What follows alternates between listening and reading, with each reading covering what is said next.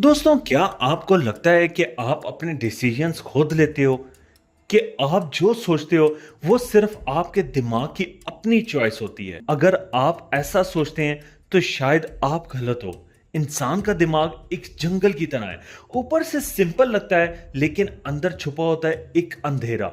यही अंधेरा साइकोलॉजी की डार्क साइड कहलाता है। इस डार्क साइड में ऐसी ट्रिक्स और टेक्निक्स होती हैं जो इंसान को मैनिपुलेट कर सकती हैं, उसके इमोशन से खेल सकती हैं और कभी-कभी उसे अपनी रियलिटी तक पे डाउट करने पर मजबूर कर देती हैं। और सबसे स्कैरी बात, ये डार्क साइकोलॉजी सिर्फ क्रिमिनल्स या मैनिपुलेटर्स ही नहीं यूज करते।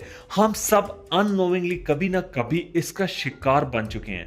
आज की वीडियो में हम देखेंगे वो हैरत अंगेज फैक्ट्स जो आपको इंसानी दिमाग का असली अंधेरा दिखाएंगे। लेकिन वीडियो शुरू होने से पहले मेरा सवाल है आपसे, क्या आप कभी इन ट्रिक्स का शिकार हुए हो जो हम आपको आगे बताएंगे? और अगर हाँ, तो आपने उस सिचुएशन से कैसे हैंडल किया?